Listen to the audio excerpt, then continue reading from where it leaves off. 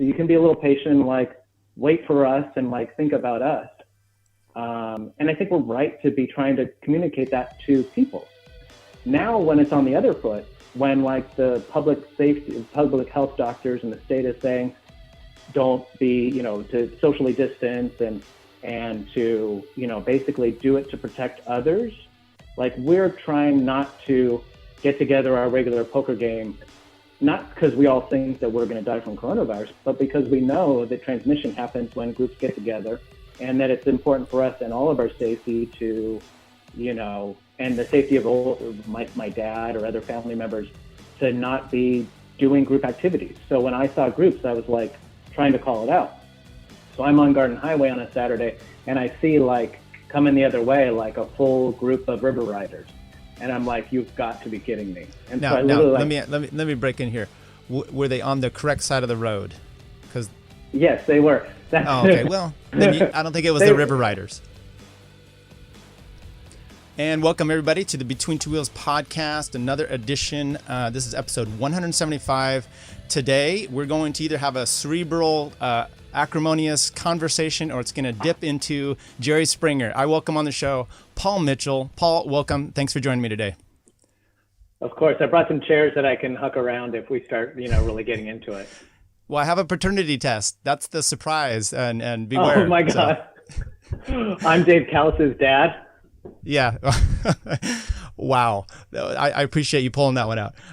Okay. So we'll get into you and I had a little thing. There was something on Twitter back and forth with us. So I thought, hey, let's just bring Paul in. And first of all, you're an interesting person anyway. So why don't we, before we get into any controversy, let's get into you. You're a cyclist. If people watch on YouTube, shows the background there. You race for Rio Strada.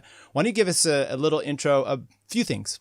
How you got into cycling, what cycling's all about for you, and also your personal side, what you do for a living, and kind of go, and I'll interrupt you and guide you along as I see fit. So, sure.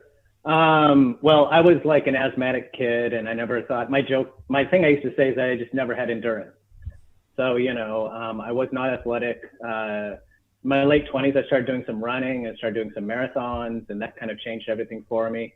On my 30th birthday, I bought my first bike from Wheelworks in Davis, and what it kind? was like it was a 58 centimeter Trek 5500, which was full campy version of the Trek bike. Oh, okay. That's the OCLV, right? Carbon.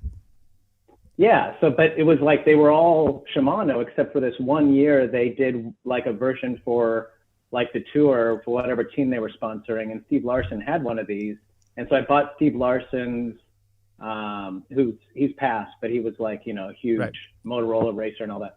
I bought his old Trek, and it was my first bike, and I did a few rides like to Winters, and then I saw this thing where they were doing a midnight century, like 100 miles at night, and I was like, cool. And I went and nearly died. Like I thought I was never going to survive that.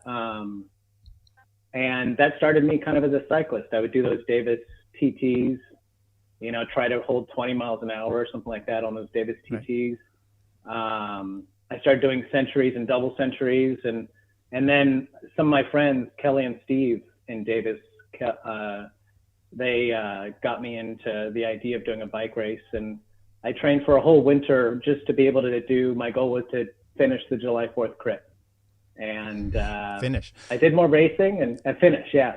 When I did the Masters 1-2-3 race last year, I think my goal was still to finish.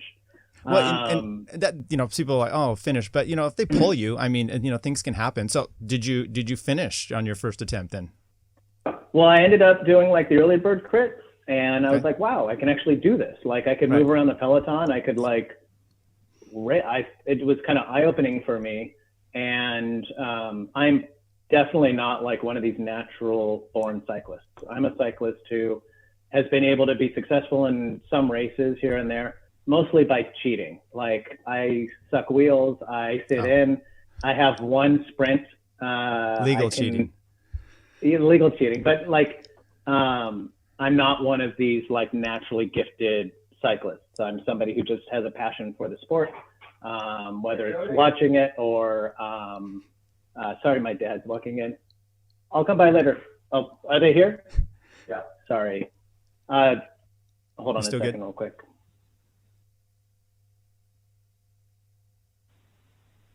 We're having like 100,000 masks delivered to the house. Oh. So my wife is the CEO of Planned Parenthood, and they're using our offices, our house is like a staging place to do the disbursement of masks and gowns for the clinics around the state. Gotcha.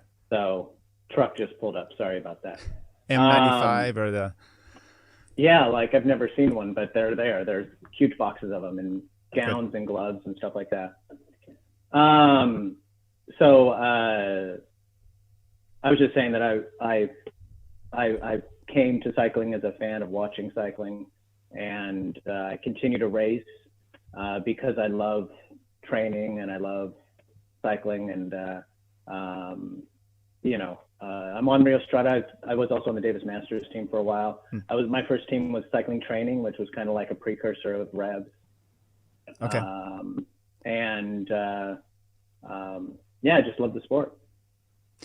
So you had a health issue a few years ago, I understand. Do you want to get into any of that? Because I think that's especially you told me like how it happened, when it happened. Go ahead.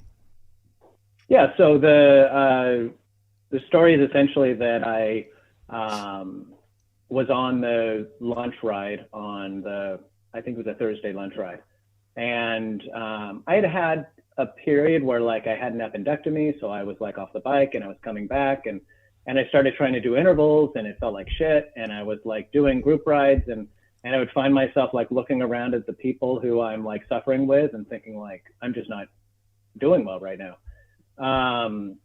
But I didn't really think much of it. Then I went on a lunch ride with just a normal crew, and I remember Todd Stone was on it, and I love Todd, and there was some other dude who was like, you know how every once in a while there are these guys who show up to the lunch rides and it's like they're like some cat one you don't know, and some guy bolts off the front like crazy. Todd Stone goes just like absolutely ape to go chase this guy down, and I get on Todd Stone's wheel and I kind of like glide up to this 3-person group and literally like could not keep pedaling. Like I felt like I was having an asthma attack, but I was still able to breathe. I felt like my heart rate strap was just like way too tight or something, and I kept trying to adjust it. And then I just pulled over and I just started Googling like symptoms of a heart attack. What made you think that it was what made you think that this is a heart attack? Because I mean, well, it was almost like everything in my mind told me it couldn't be a heart attack. Like I was like waving my arms around, like my arms are still working. Like like I was like, but I was having these anxieties, like a panic attack. And I thought like, well, is like a heart attack and a panic attack, does it feel the same? Or I just didn't know what to make of it. So after about 20 minutes of sitting on the side of the road, I kind of rolled back to Chevy's, and there was a cop there, and he got an ambulance, and they took an EKG, and they said, you're fine. And I went to my doctor the next day, and he did an EKG and said, you're fine, and ordered some blood tests. And then that weekend I was in Portland and I did a spin class and felt the same thing. And I told my wife, like, something's wrong. And I flew back to Sacramento and did a stress test. And the cardiologist, he's like, yeah, you had a heart attack. Like one side of my heart had one artery that was 85% blocked and one artery that was 92% blocked. And when they put you in that, I did the stress test, and it's always funny doing a stress test when you're fit, because all the techs just laugh at you. You're like, oh, you've been running for 25 minutes. And so they were doing that. They put me in that little thing that spins you around and does the clicking. And the first time they did it, it was fine. I did the treadmill. I go back on the little clicky thing. And like, after I came out of the room, not one tech would look at me. They just like gave me like this death stare and like turned away. And I had to go see my doctor, and he's like, yeah, like one half of your heart's getting no blood. Wow. So I had gone through similar, had some weird issues and writing and, the panic, the ER, and, they do a test on you. It seems like they're able to see with your blood right away if you've had a heart attack. Did that did not happen when your initial contact with your doctors before you went up to Portland? Well, my GP drew the blood test to do that and sent it off to the lab and was like, oh, we'll get results next week. But apparently like they checked the wrong box, and I never got like the test that said like that I had that traces of the protein or whatever that show that you've had a heart attack. But when and this is the doctor, my cardiologist is Larry Wolf's partner. Larry Wolf's old partner is in the cardiology. And so he knew Larry, and he knew cyclists, which was kind of nice. And he basically said that if I was living a normal lifestyle, sitting on the couch, getting maybe an elevated heart rate, like watching a football game or playing Frisbee or pick up basketball or something like that, that my heart rate at some point would get to like 140 and I would have a heart attack and die. That's like what was supposed to happen with me. But with me as a cyclist, I'm able to get my heart rate up to 180. And when I got it to 180, that triggered the heart attack. But when I slow down in like 30 seconds, my heart rate comes down to 120, right? Because our heart rate recovers so quick that I got to a point where my heart could survive and had enough blood to survive at a lower heart rate. But if I'd waited a year and that heart rate had hit when my heart rate hit 130 or 120, it would never have come down low enough for me to actually recover from it and avoid actually like a deathly heart attack. So in a way, cycling almost maybe saved you, I guess, in a sense. Yeah, if I had a heart attack, a year later, as a normal person, just like playing pickup basketball, that's how most like the number one thing that can cause heart attacks is pickup basketball, because guys who don't regularly exercise go out, do like 2 or 3 real hard efforts really quick, and then when their heart can't like recover down to a rate where it can actually survive. So yeah, I had a friend who was, same wasn't so healthy, decides to go to the gym, and he's on the treadmill and he has an episode, and so of course he's gonna walk it off, and they end up calling someone and whatever. But it's obviously a situation where you can't take it lightly. So what's your current situation right now, and what did they? Because obviously you're back riding your bike. What did they end up doing to alleviate that or to fix it? So I got 2 stents. I was on blood thinners for a year. So I spent like a full year where I wasn't allowed to get my heart rate over 150. And I would go out on rides with Ron Johnson on Garden Highway, and I'd sit on his wheel and just like be yelling at him like, okay, 5 more watts. Like just basically he would ride to my 150 heart rate. And I would ride solo, and I was just like making do. I came back to racing. Before you go, let me talk to you about that, because I had an issue back in the 90s where I went into the hospital. I was racing in Boulder, actually, and living there. And there was something, I got checked out. And I remember I come up to my parents' house. They live in the Northwest. I was sick. Doctor's like, you've got some weird issues with your heart. And he's like, it could be the Len Bias or one of these guys that had just fallen over dead, right? So he scared me. And so then I went back home and I got this full thing. But before I got fully checked out and tested, I would be riding, and now you're super, super sensitive to anything that happens. And it's like, is it stopping now? But I was still doing some riding. So, I mean, how were you in that situation? Were you just like, is it your heart rate monitor is I'm fine / dead? Is there's a moment there? I mean, what kind of freaky riding is going on? And did Ron have a defibrillator with him? No, he didn't. But I think he just yelled a bunch of F-bombs at me. That's his okay. But I'll tell you, there were physical components and psychological components to this recovery. The physical components were that I couldn't have a crash. Because if I had a crash, I could have brain bleeding, and that could be worse than a heart attack. Like there were issues with the blood thinners I was on. And then they kind of had this theory that he said was like kind of not really that like you just don't want to go too hard and like put too much pressure on these new stents that are in and your whole cardiovascular system, like let it breathe for a little while. And so I got through that period, but still like even like 2 years later, I would get like little weird fluttering chest things, like maybe it's just like cartilage, in my chest or something like that. And I would constantly be like, oh shit, that's a heart attack, And I know that like at some level, I probably, if I did have another one, I'd be like, oh, I remember how this feels. But right now I don't. And there was also this like real, like, I don't know if you experienced this, but for me, there was this trauma around feeling like I could have died and feeling like I have this like problem that can kill me. And like, I went through this whole period of a few years, and I told people it takes like 3 years to get over the psychological trauma of it, where like I put my daughter to bed and I'm thinking like, this might be the end. Like I'd say things to her like, always remember how dad tucks you in, right? You know, because like I always had this fear that like I was going to leave her without a dad. And then I also had emotional stuff around like when I go to Disneyland, in my mind, I'm thinking, well, this might be the last time I take my daughter to Disneyland. And like, these aren't necessarily like rational things, but they were very much a part of my kind of emotional recovery. And they still like drag on me. So, I mean, there was a whole emotional recovery of this thing too, that I think people don't think about when they have a friend who goes through this, you know? Yeah, and no, I did not have that because I did not end up.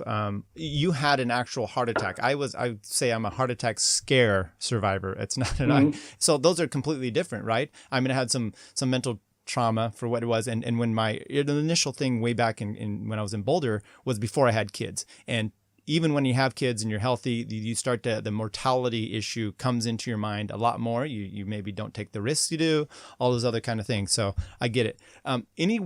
Any indication as to why you suffered a heart attack in the first place? I mean, I understand the physical, mechanical sides of it, but why you?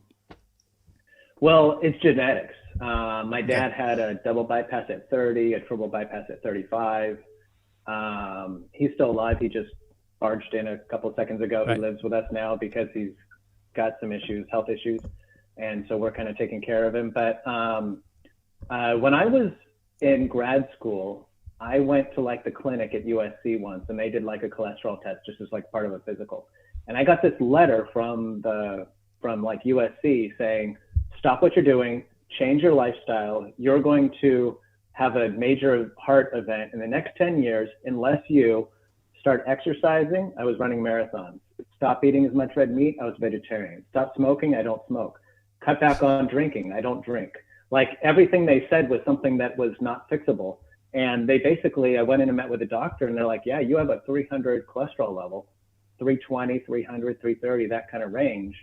And you can start taking statins now and be on statins your whole life. And we don't know if there's a problem with that. We know that what you have is correlated to heart disease, and you're going to need to be checked up. So I've been checked up on, and I've had tests before.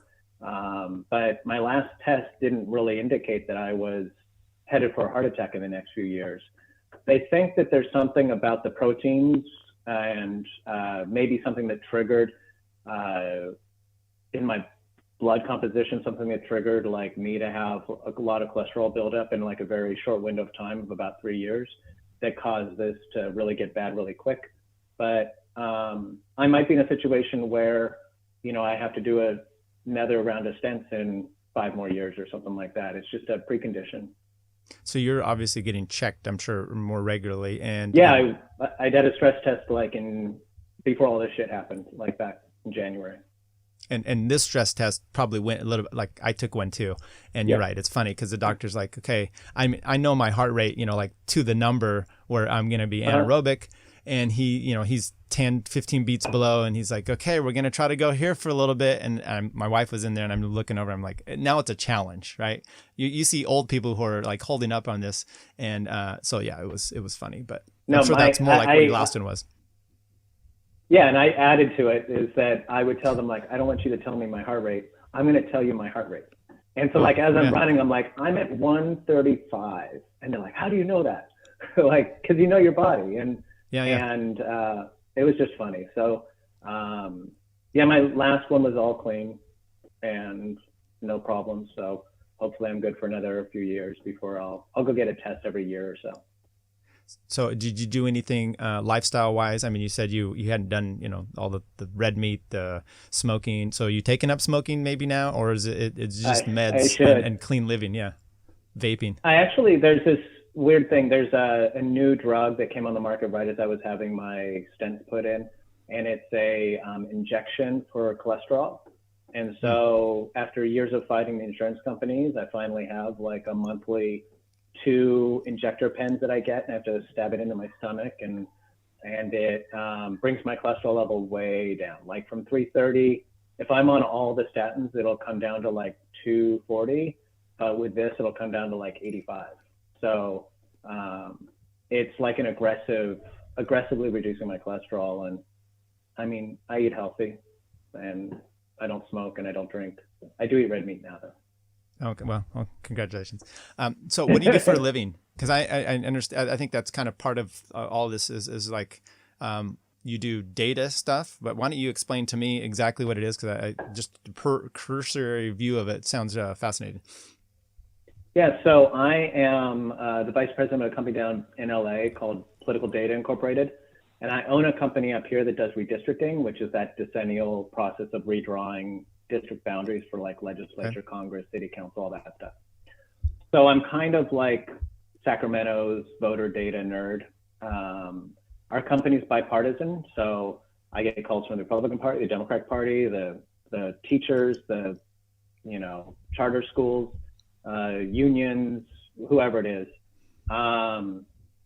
And so, if you Google me or whatever, and you take out all the shampoo ads, you find a lot of, you find a lot of my wife thought it was an interesting conversation that we're going to have. So, yeah.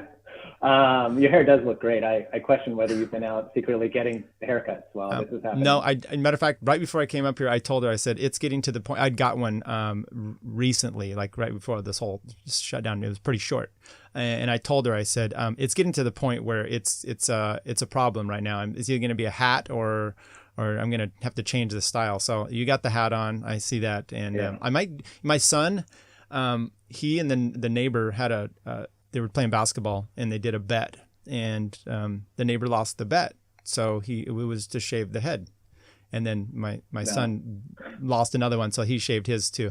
The neighbor is my age, just so anyway, they both, my son's 13. Anyway, they both have shaved their heads, and that might be my next thing. But anyway, sorry to derail you here. Oh, I don't remember what we were talking about. Making fun of your job you're doing. Yeah. So, I end up doing a lot of commenting on elections. And so I'll sometimes do like local TV, or I was on PBS NewsHour last election cycle, or, podcasts or other things, articles. So I become like kind of an expert on elections. I don't get into like the messaging. People don't quote me on things about what Biden should say or what Trump should say, but I am an expert on like what's going to be the difference in this election if we have to all vote by mail, or like what is the current breakdown of voter turnout, like what are projections, what polling says. Like I do a lot of the technical stuff. And so whenever you see an article in the paper that says like a poll said this about the voters in California, I probably either cut the voter sample that pollster used to create that, or I'll find a way to, be quoted in there about something having to do with it. Are you mostly concentrated in the Sacramento area, Northern California, or is it the whole state? Well, in terms of media, I'll do more TV up here in Sacramento and San Francisco. In terms of radio, I do a lot in LA with like KCRW.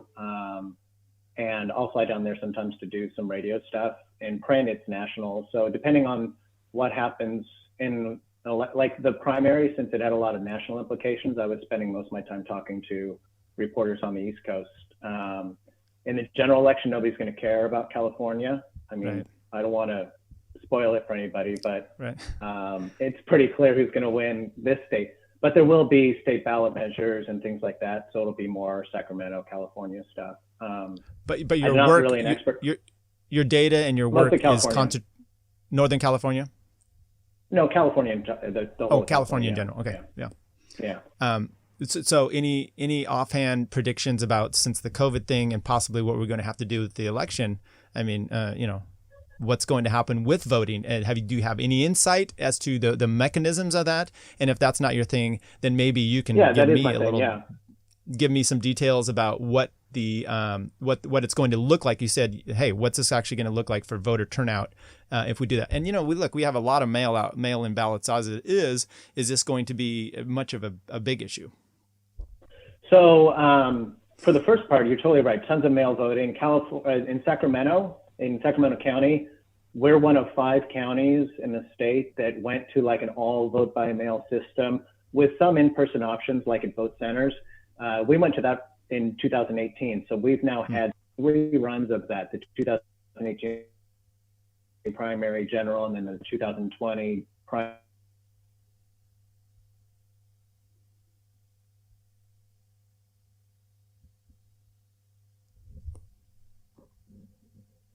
And that's what we're going to have going into San Bernardino, San Diego, most of LA that have not previously done like an all vote by mail election. So they're going to have the bigger transition.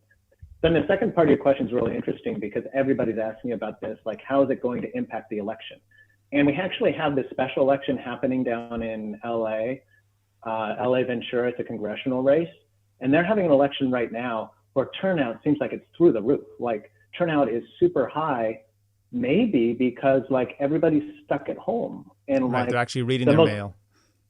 The most interesting thing I do any given day is go check the mail. Like that's like a thing now where I used to not check the mail for days. They're looking for their unemployment checks or something, right? Or their stimulus. So they've got an actual legitimate reason to be going. It's a justification to go past the driveway, you know? Right. And, but you know, so there's going to be 2 impacts in this election, maybe 3. One is kind of organic, the excitement about the election, the frustration people are having with elected officials and with our government, maybe the response to this COVID stuff. That's more the organic piece.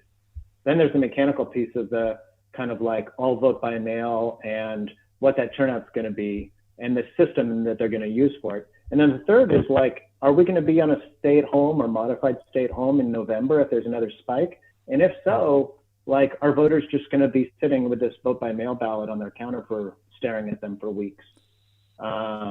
And we might have really huge turnout. Probably will.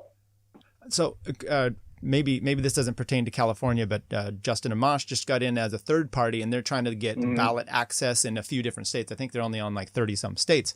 So there's a problem without going out and getting signatures.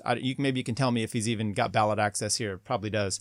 But what do you think that's going to be as far as trying to even get someone like them in maybe in other states, but a situation that we're in of trying to get ballot access for these other third parties that may not have it, and they're trying to get signatures? Well, so the national stuff is really challenging.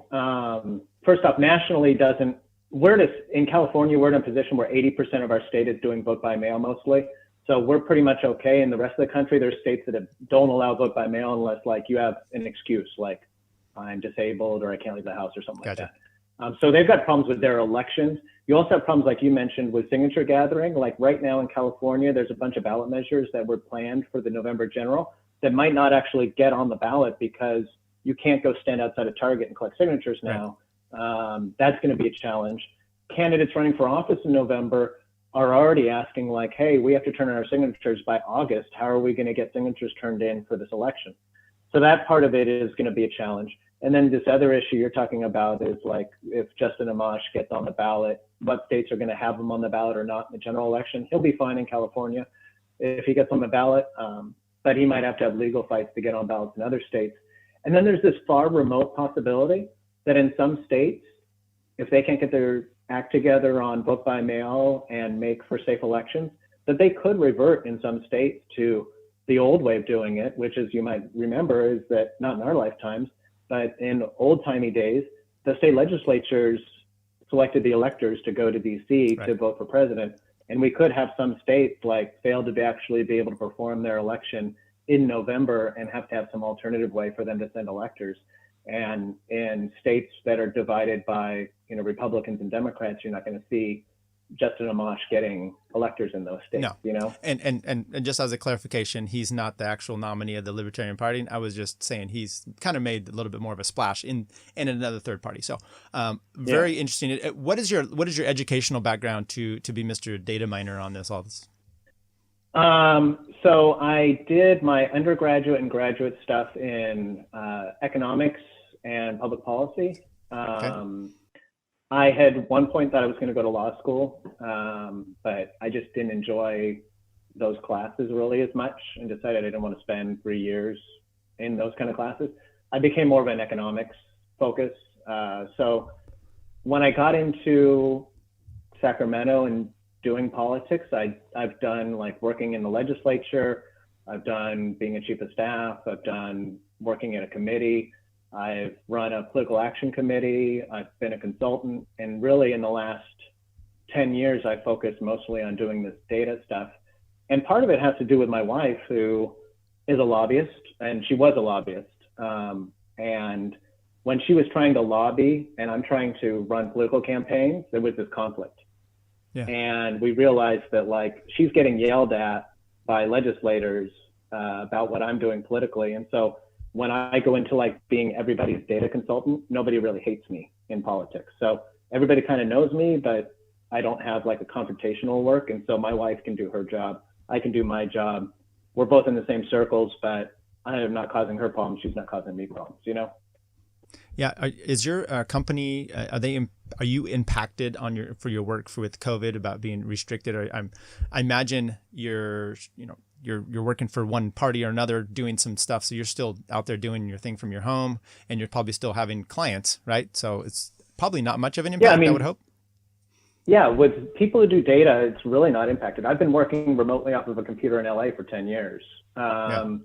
And I do a lot of work from home, or I sit at Temple and I work at the coffee shop all day long.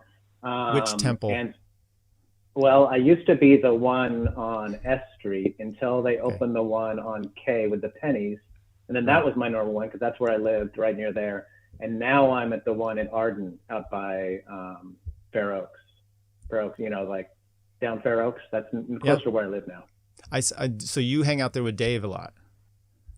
Oh, Kels and I, like every morning. Absolutely. Okay. He likes to watch obscure Belgian races and then yell at me who won it, so that it ruins it for me the rest of the day. Because I go by there every once in a while. I'll stop there in the morning. I wait if I'm going to court down in Power Inn, and you know Dave and I see him every once in a while. I don't think I've seen you, so I'll be looking for you in there. Or you just didn't notice me. I'm usually a couple seats down from Dave. I'm always there. Oh, okay. Well, maybe Dave's just too big of a personality. Oh no, Dave just it takes over the whole room. I mean, it's but yeah, I'm the one with my face in the computer. So now you've had to resort to working at home then. So are you getting out on your bike much right now? Oh yeah, totally. I've been doing a ton of riding. I've been doing long Saturday rides up around the Rhino, and what's your best time? I've been going out. Garbage. I don't even know what my best time is. I can tell you my best effort was like 240 watt average for the whole thing or something like that. Like, you know, like I said, I suck. You almost had a heart attack, right? Yeah, I mean, come on. That's what I tell people when they beat me. I was like, I almost had a fucking heart attack.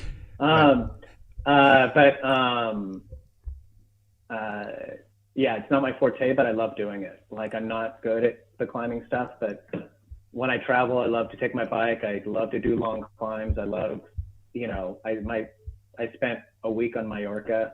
Like, some of the best stuff I've ever done is just like bitchin' long climbs, and I love it. But like, I go out with like Jeff Black or something like that, and he's just like casually riding, and I'm dying. So it is what it is. You know, and I'm going to, the next episode before I release this one, I actually just talked to Nate Dunn yesterday, and he's a whole philosophy about trying to get yourself in a mode of riding where you enjoy it, and right up to that point of it being annoying so that you're getting the most out of your training. I mean, it sounds like you're just talking about your perspective and just loving it and stuff. So it sounds like you're pretty much in that range. Do you push yourself to the point where, you know, for racing and whatever else you have, are you ever concerned now about the heart? You know, or do you feel that you're in a good spot? Yeah, no, it's in a way I view it not as a heart problem, but as a plumbing problem, you know? Okay. And as long as the doctors tell me that the plumbing's okay, then it's not like it's some elevated heart rate, it's going to blow up. It's not like other people's heart problems that might be more aligned with like, you're not supposed to be at a high heart rate for some reason. So I feel comfortable with that. I love training. I love intervals. I love pushing myself. I love like getting to that point where like you feel like you've strip mined yourself. You've just done so many hard intervals. And so like, I love going out on Garden Highway and just like by myself doing intervals. So oftentimes the guys on the lunch ride will see me because I'm going the other way doing intervals. And I love that. And so, yeah, it's part of it for me is just that kind of like full on effort. And then I love winter training, which is funny too. Like so many people now, they do the trainers indoor. I love like getting out in the goddamn cold, doing like a 5-hour ride. I joke that I race so that I have a justification to train in the winter. Like, Good. I just love that stuff. Did you grow up in Sacramento area, or where did you grow up? LA, Glendale. Okay. So, well, so. And so what's funny is my brother was the cyclist. My brother like had a Bianchi. He was friends with Alan Lim. Isn't that his name? Yeah. The guy that started. Yeah. Yes. Like, Alan used to hang out at my house when we were kids. He hung out with my brother and played video games, and then they rode bikes. And in fact, Alan hung out at my house in Boulder when we rode for the University of Colorado together. So that's funny. So I ran into Alan on the Crest doing a bike ride, and we chatted about my brother. And then he wrote an article like 2 weeks later for like Bicycling Magazine, talking about how when he was a kid, the interval training was like, let's play video games, then let's go ride crazy, and then let's eat a bunch of junk food. And like that was my brother that he was talking about. So that's funny. Yeah. He had a brother, he had a brother who was also a racer. Yes. In high school. And the SoCal Cycling, they have a podcast, and they had talked to, I think, either Alan or the brother, something about that. I wasn't like best friends with him. One of my roommates was really good friends with him. So, and I was always proud to see him kind of take off. And that did. My point of asking you where you're from was if you're out and you're loving this bad weather. Like I grew up in the Northwest, and you go ride, and then was in Colorado for a little while. If you're riding, you want to ride, and the trainers indoor were much worse then. You had to go out and brave the cold. We'd have our bottles get frozen and all kinds of stuff. I mean, now totally, I'm really much. I'm like not doing it. But you're kind of changed the other direction. But I also I have to admit, like my wife likes going to Mexico, so we'll go down to Tulum, and I'll ride my bike down there for a week and a half, doing long rides down there. I love traveling with my bike and doing, winter stuff like that too. So it's maybe softened me up a bit. Oh, that's good. Okay, so let's get into the salacious stuff going on here. I made a comment in my last show. Now look. I will say this right up front, and you can take it for what it's worth, but it was tongue in cheek, and I don't have a problem with the reaction. But I don't know how much you want to get into what was posted on the River Ride situation, but I'll play a clip of my comment here, and I'll let you comment about that. But maybe you want to set the scene, because I don't want to put anything in your mouth. Why don't you set the scene as to what happened you were out on the Garden Highway or something out there, and you saw some people. So you set the scene of what your situation was, what your perspective was, lay it out as well as you can, and then I'll play my shitty take.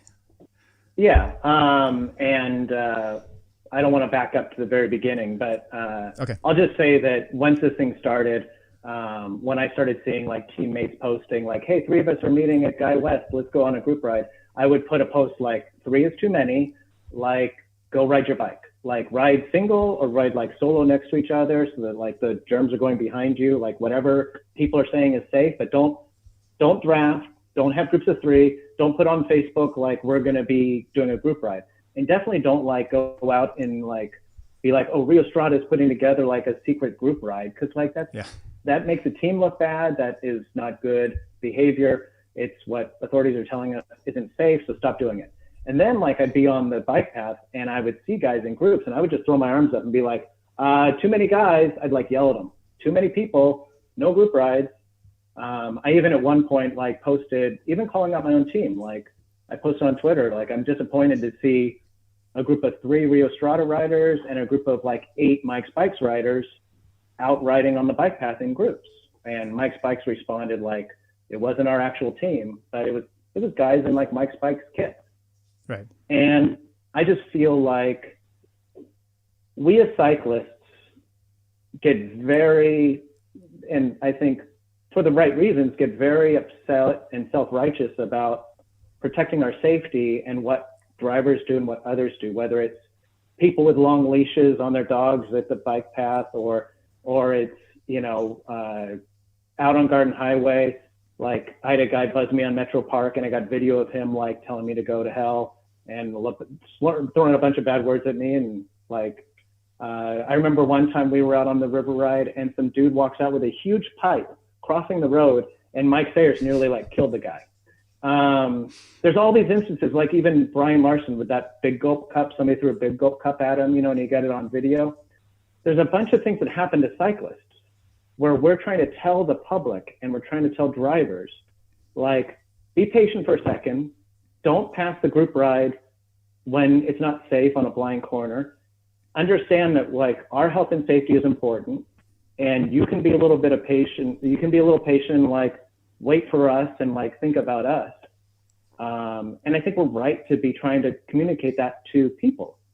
Now, when it's on the other foot, when like the public health doctors in the state is saying, don't be, to socially distance and to, basically do it to protect others. Like, we're trying not to get together our regular poker game, not because we all think that we're going to die from coronavirus, but because we know that transmission happens when groups get together, and that it's important for us and all of our safety to, and the safety of my dad or other family members to not be doing group activities. So when I saw groups, I was like trying to call it out. So I'm on Garden Highway on a Saturday, and I see like coming the other way, like a full group of river riders. And I'm like, you've got to be kidding me. And now, so let me break in here. Were they on the correct side of the road? Because yes, they were. Okay. Well, then I don't think it was the river riders. That's right. Yeah. When it's we could have a whole different conversation about centerline rules. Yeah. Right. I'm not centerline police, by the way. I've never posted a video attacking everybody crossing the center line. But when I saw that, I took a picture and I got home and I posted on Facebook, like, I didn't name anybody, but I posted on Facebook, like, who's dumb enough to be going out riding the group ride right now, or something like that, and riding the river ride right now. This is ridiculous. And Chris Dawson, who's a friend of mine, also posted a picture, like, at the same time on Facebook. We did it independently. He had a picture he took of the group, and he's like, come on, guys, like, we shouldn't be doing this. That started a bunch of back and forth on this thread, and people kind of being frustrated with that. It eventually came to like somebody posted something like, you know who those people are, Paul? Like, I guess they were trying to insinuate there was a Rio Strada rider on there, and I was like, I don't know who's on there, but I know who's got Strava posts, and I put the names of people who had Strava posts. I probably shouldn't have done that, but those Strava posts were the river ride. Like, people, like somebody on Facebook saying, oh, that wasn't the river ride. It's like, oh, really? Because like on my casual rides, I love to ride through the airport and sprint for city limit lines. Like, that was the river ride. Like, maybe ridiculous not to call it the river ride. I think that there's this small minority of people who are like really angry about it, but I think most other people are willing to accept the fact that we have to, for right now, change our behavior. What Jason's done with the TT is just, I think, been an awesome thing that we should focus on and celebrate. And the fact that so many riders I see that are regular group riders that are out on the bike path riding solo or posting long rides or doing that kind of stuff, we should just, 99% of what the cycling community is doing, I think, is right. I do think we should self-regulate how we're out there and riding, not just because we as a sport could be like spreading the virus and causing transmission, but also because people see these bikes out on Garden Highway, and the people who live out there, the people who drive out there, those are the people we're asking them to be like socially conscious and to be caring about our health and safety. And now that the position we're in is that we can just not do group rides, and that's how we can help other people's safety and health, that we should be doing that. Okay, so let me ask you a quick question, because I do the Coffee Republic ride, which group rides are shut out. But I've done it the last 2 weekends solo. I mean, that's maybe just as dumb as riding through the airport, but from my house. But I'm doing it solo, so my ride titles say CR on there, like they do. So it's not so bad. And just clarification for people, maybe you can make this, is it's not that these guys are doing the river ride route. I mean, if they were doing it solo, you wouldn't have given it F, right? No, it's great. Dennis Baker posted, Saturday River Ride on Saturday. And, but when you looked, he was by himself, and he was, he took a picture of himself crossing the sprint line. And that's great. I think that riding is part of being healthy, and being healthy is a part of us being protected against, having strong immune systems and being happy and helping us psychologically. We shouldn't be. But there are people, I think, who probably, I did see somebody post like, they named their ride 4 Republicans Go Do the Coffee Republic ride, like the first weekend. That was not somebody we all know solo. who this is. Right. And I can, I we'll get into this, but maybe, and you don't necessarily have to answer this now, but I would be interested in your take. Why do you think that this has become such a divisional political issue? In other words, the red and blue are kind of both taking weird stand. I say weird to some extent, both of them, but it's maybe it's more weird that it's falling in these directions. Any insight, or have you done any polling on this? What's really funny is I am working with pollsters on this, but I don't have anything really to tell you about it yet. It's something stuff that's still in the field. But it is so weird to me that this is a partisan issue. It is crazy to me that it's a partisan issue. I just can't imagine what would be happening right now if there was a Democrat in the White House telling us to do all this stuff. Like, I don't know how much deeper that partisan divide would be. It shouldn't be a partisan issue. It shouldn't be a political issue. I do get that for some people with like a libertarian bent, and I would even say from your comments that you have maybe more of a libertarian bent on this, and you said things like, people go do what you want to do or do what you feel like doing or whatever. But I don't think that like fighting a pandemic and libertarianism kind of coexist really well. In a way, there's that theory about like your right to extend your fist. It goes as far as to where it hits my nose, right? And that is what's happening with this. Like, your freedom to go out and ride is something we should all support, to the point where you might be contributing negatively to everybody else's health and safety. And why we have a Democrat-Republican divide on this is just beyond me. I do know some of the people that have been involved in those protests are this weird mix of like really conservative, maybe conspiracy theory-ish kind of Republicans, and then like anti-vaxxers, and like a bunch of really hardcore left Marin, rich white lady anti-vaxxers. It's just a weird mix, but I can't explain really why it's such a partisan thing. It shouldn't be. It shouldn't, and I would actually take a little bit about, because a lot of this is, if we had for sure, we knew all facts, like things have changed. Don't wear a mask, asymptomatic, and now the WHO has just come out. The WHO has just come out and said, a new album. Yeah, right. Rolling Stones did a new one, and it was okay. Basically saying, hey, we're not really showing any asymptomatic transmission, right? So things are changing all the time. So with that in mind, I don't know that the libertarian stance, you need something to push back on your team. The red team, the white, the blue team are set, and I think that's where you get a lot of this. So civil liberties still mean something, right? And I think there's still a place for that to be said. Now, does that mean we need to start the boogaloo now? No, obviously not. With that said, okay, so let me play the clip that I shot off, and then I'll let you respond to, and I'll even post up what you tweeted, and you can first of all, let me go back to your explanation. I find that much, and look, this is why I was not going to get into it with you on Twitter or even necessarily a text. I'm like, this is a much better forum in a sense for us to have. It's nuanced. I actually believe what you saw out there and your point of view is much different than how I initially saw it. Okay, and maybe you've matured over the time. Maybe you've changed it a little or massaged it. But I think what you're actually saying is probably what you were thinking at the time. It didn't necessarily come across that way. I'll also say this. When I the clip we have here, my political philosophy, my personal philosophy is actually much more in line with what you did than what other people have been doing, which is, there's a report line. You're reporting people to the police, publicly shaming, so to speak, or putting people in perspective of what it does on a public stance, I think actually can have more benefit and lead people to, different points of view better than the force of the gun. So anyway, any comments there before I play the clip? No, I did have a prominent person in the cycling community say he was calling the police on them.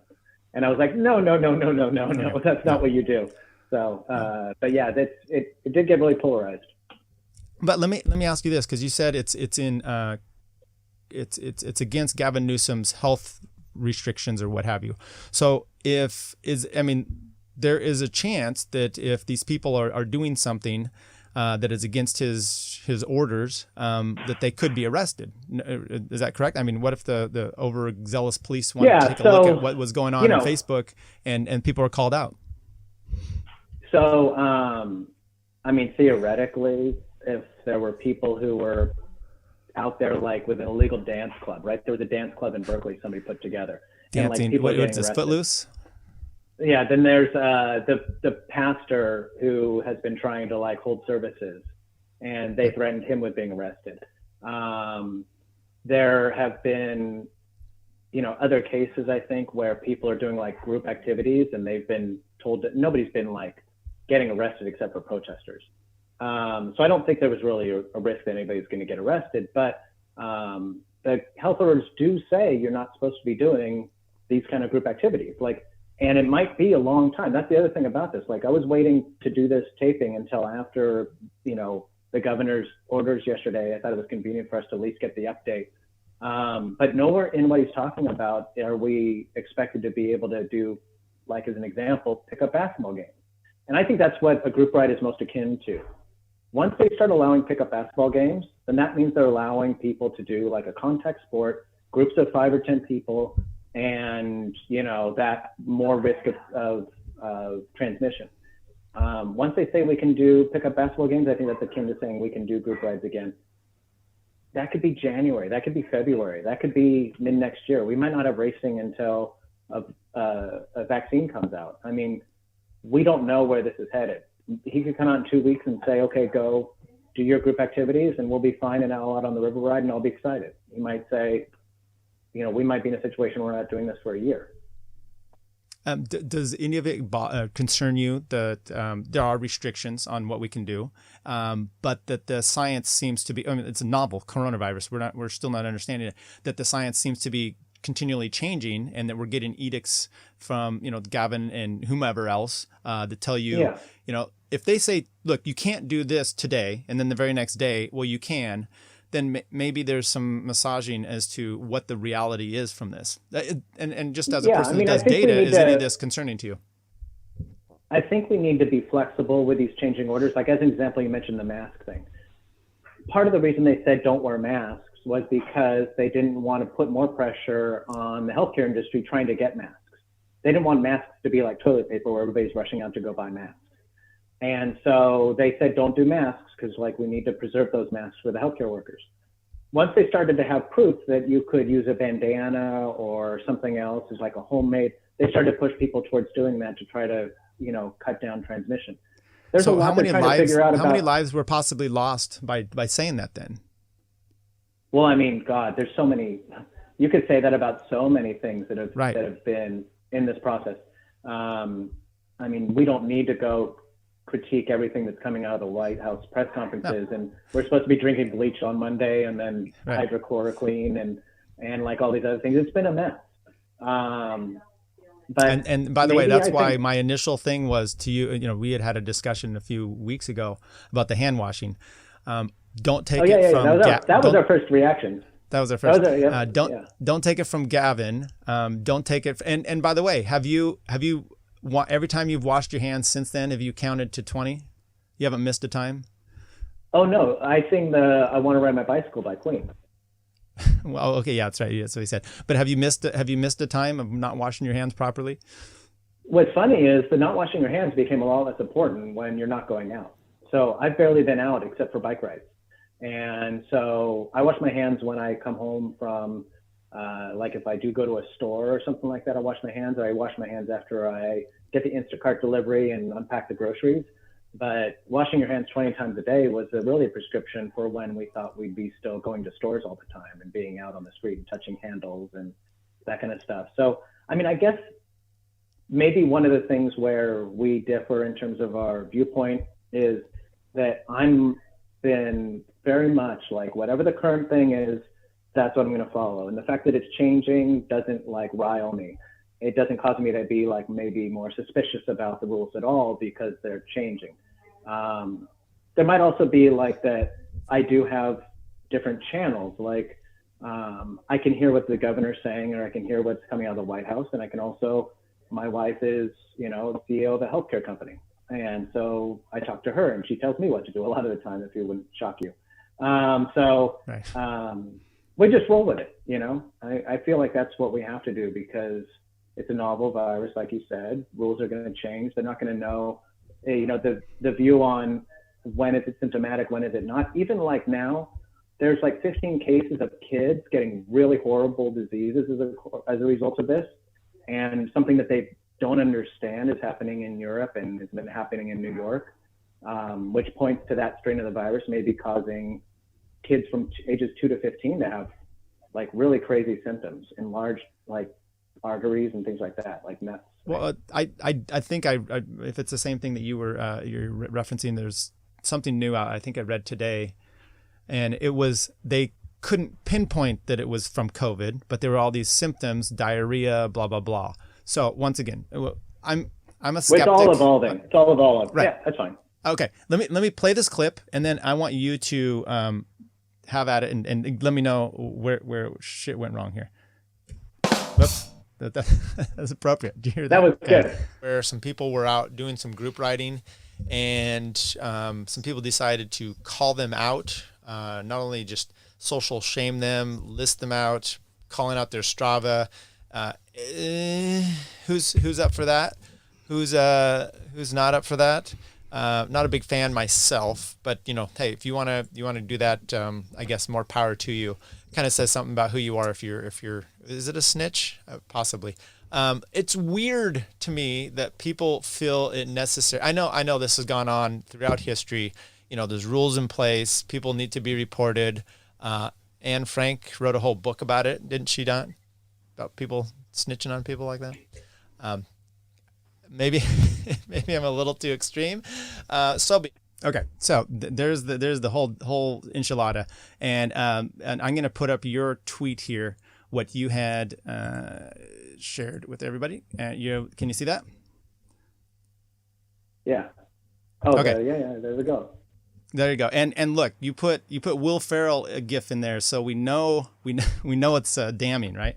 So you said, so the latest BTW podcast compared the guys who continue to do group rides against the state health orders to Anne Frank and the quote snitches who have called them to those who gave up her hiding place when, of course, she was sent to a concentration camp and murdered. And then you did some more tweets that follow along there that actually were modeled to exactly what you had said about cars and some other things. When I read the other additional tweets, I was like, oh, this seems to be changing. Now, I'm telling you, this is a situation that happened with some other friends of mine in another place too, and it's happened here. I would, if I could recall some of that, it would be that I used the word snitches, okay? And I don't think that that's helpful at all. You may not like the Anne Frank thing, and you said you've listened to this. I hope you, I don't know, if you think I'm calling you Nazi, and I'll just say one more thing and then I'll let you say anything you want on this. Actually, just go ahead. Why don't you respond to that ludicrous statement? That's ridiculous. You know, so my experience of listening to this was, what's funny is maybe one time it was my birthday, and on the Monday prior, I listened to your podcast, and I'm literally doing that route up to the Rhino. And I'm going up to the Rhino, and I hear the shorter version of this statement, because in the prior podcast, you had also said, oh, and go ride your bike, or, you know, just don't be a snitch. Right. And I heard that, and I was like, oh shit, he just called me out. Like at that point, I had no clue that you were mixed into any of this. So just so you know. Yeah. And then the snitch thing came up again in this one. And again, I was on the ride to the Rhino. So I pulled over. The Rhino. I know, every time I get called out. So I pulled over, and I did think, like, holy God, like, apparently these guys are the equivalent of Anne Frank. Like, it was more about you elevating them to being these victims of, like they're being persecuted by the laws that are so unjustly causing them this horrible, oh my gosh, you can't do group rides. Like, if that's the greatest oppression that you have in your life, like, you need to check yourself. Like, right. This is not a big deal that you have to ride Zwift for a period of time, or ride solo, or figure something else out. Like, be patient, think about other safety, the same thing we're asking of everybody else on the road, and let's just chill and not do group rides. But it was the fact that you were, like, elevating them to, like, this mythical, like, character in our history of somebody who was grossly persecuted, and that the people on the other side were the snitches. So, I mean, that was my perspective and why I called it out. And I don't think that I listened to the entire rest of the podcast. I still like the podcast.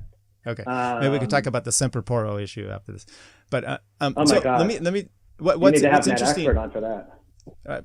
You spoiled my insider. I already talked to him.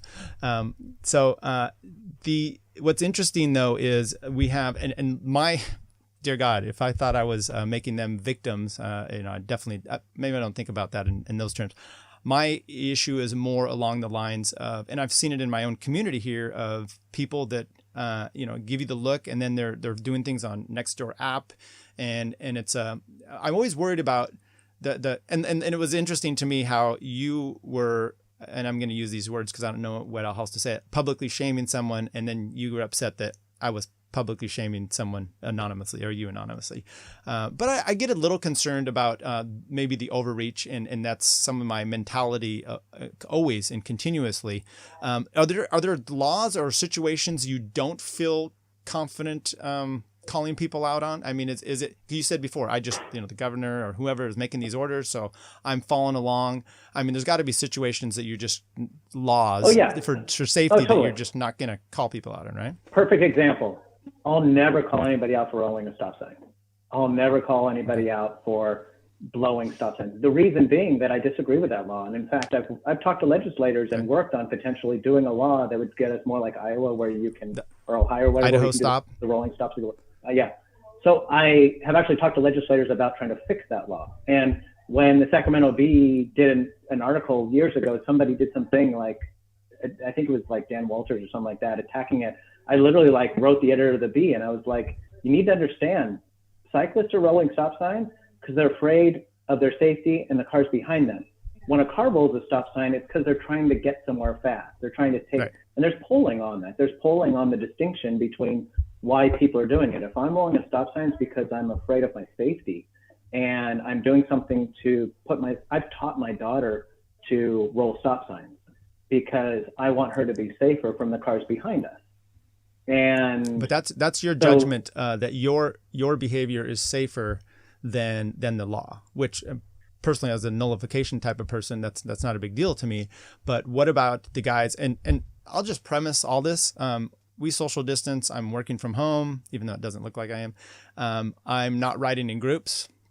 I'm doing all that stuff because I just don't actually know what the situation is. So I'm being a little bit cautious, and the courts are closed, and I'm kind of forced to be here with the family. So with that said, is there a problem other than that these guys were deciding to make this, crossing the center line is probably perhaps more dangerous than the COVID thing. I mean, we're taking chances. You have a recent heart attack. But crossing the center line is dangerous to you, and if you're doing something dangerous to the group calls you out. There is no shortage of social shaming for people who chop you in corners, or people who break through turns, or people who do unsafe things on rides. People get called out every race when they do things that are dangerous to others, right? Most people in our cycling community don't feel like crossing the center line is really that dangerous to others. Like, you're the one over there, not me. And there will be some like policing of center line stuff, but that's, it's situational. But like, it's funny that like I called out a bunch of river riders, but like there's a lot of calling out that happens in group rides. We all know who gets yelled at for like violating the norms and making people more unsafe.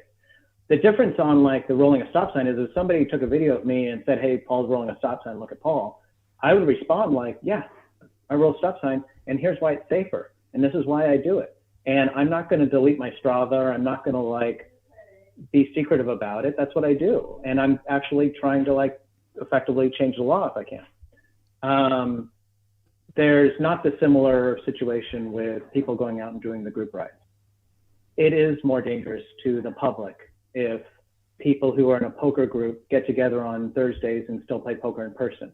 It is more dangerous to the community of people who are playing mahjong still get together, or people who are in a pickup basketball group. I've got a friend whose kid just got accepted to Stanford on a full ride scholarship, and he's home alone playing basketball by himself. He can't do pickup basketball games right now, even though he's going to be a future NBA player, and it's impacting him negatively to not be able to train with a group. And so it is something. Group riding is basically akin to going with 10 of your friends and making out with all of them, and then going home to your families, or going to a coffee shop and potentially being a vector for the disease. And we shouldn't be doing it. And then on top of that, when we do it in public, we are sending a message to the people who are seeing us that we don't care about their safety. We don't care about their health. And these are people who we count on to care about our health. The other, 99 out of every 100 years when there isn't a pandemic. So, no problem with any of that. And just like to push back as always. That's cool. Your understanding of the health as we know it right now, right? You could be wrong, right? I mean, there could be. We come out and it's like and by the way, I'm not going to compare to Sweden because I think they're a different country. They're known to, you want to do herd mentality. You're not going to close things up. Those people are very much the kind that the government says, but we'd prefer you not to go out. They're not going to go out. I don't know what the situation, so I'm not going to make. But you can compare it to Sweden. You can compare it to Sweden because they have a huge death rate right now. Like, there's nobody pointing to Sweden as a good example anymore. Okay, but in the long term, right? Maybe once again, I'm saying, you're the data man. Let's find out if we're going to have, because I think there's going to be a relapse or second wave of this. That's definitely going to be the case. So do you? And once again, I'm just saying these things. So let me ask you. So this is kind of a hypothetical I was thinking of, and maybe it doesn't work at all, and you shoot it out as well as you want. Trump, he says, look, MS-13, they're too dangerous. We're closing the wall. You must report, he's got jurisdiction to deal with immigration. You must report anybody that illegal aliens. Matt, or someone of your friends is hired an illegal alien next door. And you're like, hey, this person, probably Matt, right? Are you going to post that? I mean, that's a law that's there for the safety of others. So that this, and by the way, I'm just saying it's someone you'd probably disagree with. I mean, so there are people out there that don't necessarily, and so the question to you is that someone that you were going to report? I mean, you're talking about rolling stop signs. You're always picking laws, right? Yeah.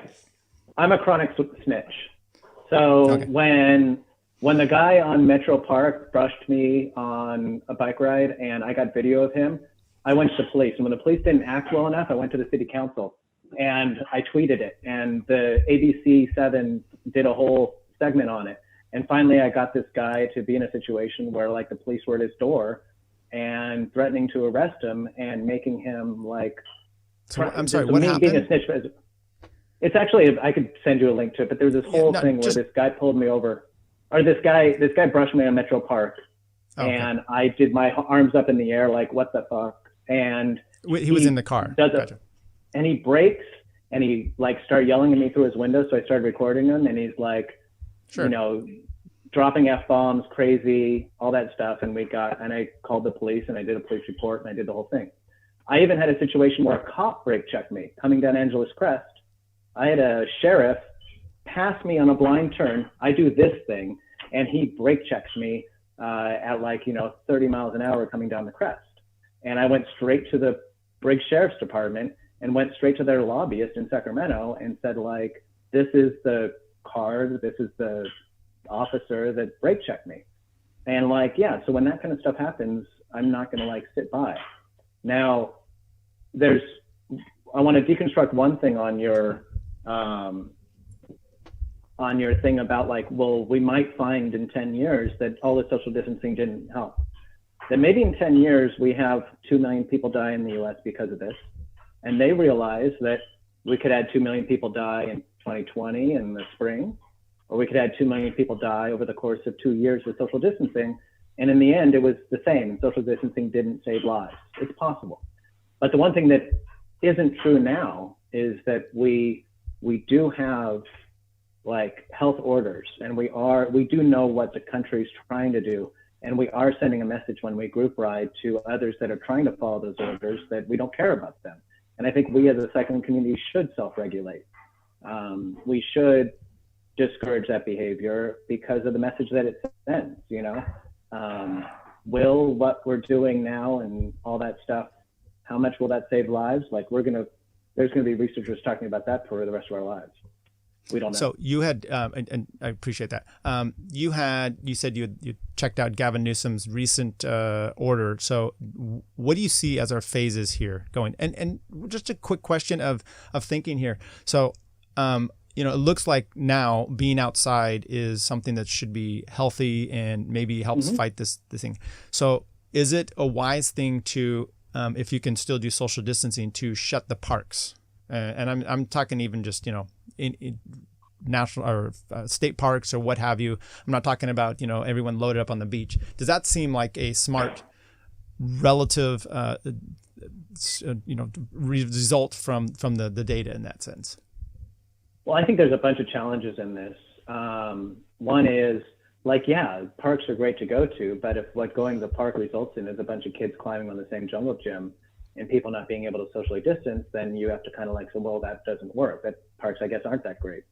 Beaches could theoretically be great to go to. But if you're opening the beaches and all of a sudden people aren't social distancing and they're just groups of 4 and 5, and then they're all throwing frisbees to each other and it becomes this petri dish, then they have to rein it in. So if we're going to stay, I think what's going to happen, to answer the first part of your question, is that they're saying, as soon as by Friday or this week, they're going to start opening certain retail businesses for curbside pickup. If you want to go pick up clothes from a running store, go to get flowers for Mother's Day and that kind of stuff. At some point, they're going to loosen restrictions in phases. I would expect it's going to be a while before we're going to see them loosen restrictions enough to say that groups of 10 can get together. That would be one kind of demarcation point. And then further on, when people can do active group sports. And then further down the distance, I'm a Kings ticket holder, a season ticket holder. And I don't think we're going to see a Kings game with fans for a long time. We're not going to see, bike races, I don't think, for a long time, unless we have secret TT unsanctioned races like we have out at the canal. Are you doing that one? Yeah. I didn't do the first one. I did the second one. I'm going to do it tomorrow again. Okay, I suck at TTs. I hate TTs. Yeah. But I'll do it for the camaraderie in the sense of something to look forward to. And I think it's a gift that Jason gave us by putting that thing together. And I think what they should do, honestly, is they should do the river ride as a pursuit.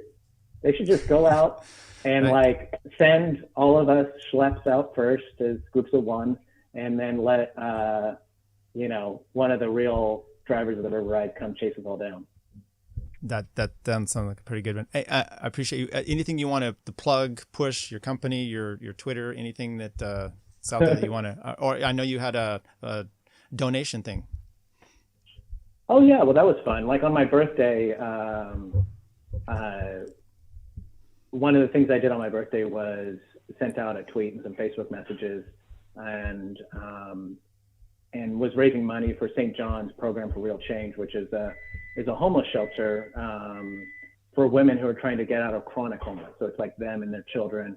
Right now, there's over 200 women and children in the shelter. They're fighting the COVID epidemic. They're safe. None of them have tested positive. There was actually a charity that I brought to Rio Strada. When I was on the board of Rio Strada, for those years, we would have a fundraiser at the Golden State races the night before. We had a couple of years where we did these fundraisers. We raised $50,000 for those dinners that we would do the night before the Golden State races. For this birthday fundraiser I raised, I think it's almost $17,000 for the program from people in the cycling community, people in the political community who were willing to give in this time. And I think there's an interesting thing for cyclists in trying to do something about homelessness. And the reason being that we see it. Like so many of my friends talk about homelessness, but they're not on the bike path. They're not like riding under that underpass to get to Garden Highway from Disco. They're not seeing homelessness in the way that we do. And I think that we see so much of it. We have almost a greater responsibility to try to do something about it. So I think that if there's people who are saying like, I'd like to do something to help people who are having enormous struggles with this disease, donating to something like St. John's is a great avenue. Okay, well, I'll put a link to that in the show notes for everybody, and they can reach it. And if they want to reach out to you on Twitter, you're a very active participant there. Where can they reach you there? Yeah. So my Twitter handle is Paul Mitchell, but the last two L's are ones, so it's Paul Mitchie 11. And then if you insult me, I've got other Twitter accounts I can bomb you with, that random ones, secret ones. Were you the lady were you also the lady that chimed in? No, but I don't know who she was. She was you know that pedal cyclery or whatever it is in West Sac? No. I bought my cargo bike there. I bought my Bullet cargo bike from her. And she's this like big kind of cargo bike, families on bikes advocate. So yeah, I saw that and I didn't chime in, but come on. I just on that, I thought it was interesting that she's like, I was like, come on, I'm making jokes here, and she was not taking it. If you scroll through her timeline, the word Nazi was retweeted over and over and over. So just throwing that out there, maybe hypocritical. Anyway, Paul, welcome. Thank you for coming in. Any last words you want to say? I'll let you have the last shot. Oh, okay. I mean, I'll just get on my horse a little bit here and say that maybe I won't let you have that. We cyclists kind of demand this kind of responsibility from those around us when we're out there riding to ensure that we can be safe and get home to our families. And we demand that everywhere we ride, and for a good reason. And given that we are asking that of the community around us every time we're on our bike, I think that every time we get on our bike, we need to be thinking about that as well. Not just in the direct impacts that our riding could have in this health crisis, but also the reputational effects of us going out and riding in groups and, having people see us. We already come across as a community as this like elite, out of touch kind of, we're all shaved up in spandex and, have our socks at the right height. And, Not everybody. Oh, come on. There's rules. But so we struggle already with kind of the larger community giving us respect. And I would hope we see this as an opportunity to do something. I honestly would love it if somebody said, hey, we're going to do the river ride. And the river ride is going to be, we're all going to come from our houses and we're all going to ride to Center General and we're all going to applaud the healthcare workers. That's going to be what we're going to do. I would love to see us do something like that because we do demand so much of the people around us to make it possible for us to do our sport. This is a point where I think we should be giving back. Okay, well said. My only thing would be, and this would be maybe a suggestion for everybody going forward, if you see something out there, it's not see something, say something, it's if see something, maybe reach out to them privately and get some context or help them with your position going forward. I mean, and I'll stop calling people names on my podcast. I'll say one thing is that when I took that picture, I couldn't identify one person in that ride. I honestly thought there was somebody in that ride that wasn't, and I didn't know who was in that ride until I posted it. And then somebody started egging me on about naming people, and it's probably a mistake for me to call people out in that post. I should have just kept with and also when you look at the picture, it's kind of blurry. It's not like anybody's going to be called out in that picture. So I think that's totally fair, but I do think that we should call it out when we see it. And we should, I honestly think you, with the form that you have as a podcast, should be saying, hey, we're in a COVID situation right now. Follow the health policy rules. Let's not make it worse for cyclists. Let's not do things that are going to damage our reputation. Let's celebrate the things that Jason's doing, that other people are doing. And I also think that every goddamn team should be posting on their socials, we are standing as a team to not do group rides. And I honestly think that I would appreciate if more teams did what one of the Berkeley teams did, which was put out a notice to all their cyclists that they're on that team. They're not allowed to do group rides until this is passed. So I feel like people with platforms like you should be trying to do what you can to encourage the best behavior. I do encourage best behavior. I also very much encourage people's own civil liberties, which is number one on my list. And it's a tricky thing to try to marry. It's tricky to try to marry those two concepts, because individualism in a time when individualism can spread the disease is a little bit more problematic, No, and responsibility is never something that an individualism or an individualist should be gone without, right? So that personal responsibility should be doing something, and that's what my family's doing. And actually, once again, I'll go back to the social shaming can lead to some of that coercive. There's peer pressure for your kids, right? Sometimes peer pressure is really good. It can have them do the right thing that the parents would really want them to do. Anyway, you come to me if you get put in jail. I'll talk to you about it. No, Paul, I really appreciate it. We can have some little disagreements. I hope to never come to you as an attorney, by the way. I will never come to you as an attorney. Your wife hopes so too. No, she might, but I'm never going to. I'm very, very much happy to never have to need your services, although I'm sure you're an excellent attorney. Well, we'll see if I'm assuming, and I put out there, I'm not a big fan of people, in their lives getting divorced, but that's what I do for a living.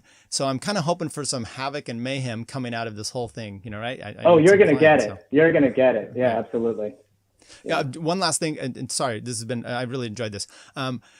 The courts, they're all different in different districts, but I'm now getting Sacramento has been sending out notices. They're pushing hearings out to like July, and there's Zoom. So I'm going to have some fun backgrounds, I think, for my Zoom court calls. I did city council meetings recently on this kind of social media. Unfortunately, they weren't on Zoom. They were on like Windows Teams, so I couldn't put up the funny background. But I did have a meeting with the Secretary of State's office where I wasn't able to actually be on the meeting. So I had a video of myself just like looking interested and thinking and looking down. So it was like a 5-minute loop, and I just ran that for the whole time when I was supposed to be on a Secretary of State's Zoom. So you can try that, see if it works. Yeah, well, my clients may not, they're there, they may not like that. So once again, episode 175, thank you everybody. Check it out wherever it is, podcast and our Facebook page, YouTube as well. Paul, once again, thank you very much. Maybe a little disagreement, but no chairs were thrown, and we never got to know if Dave Callis is your father or vice versa. So I'm his father. Thanks. I am his father. All right, take care. Thank you.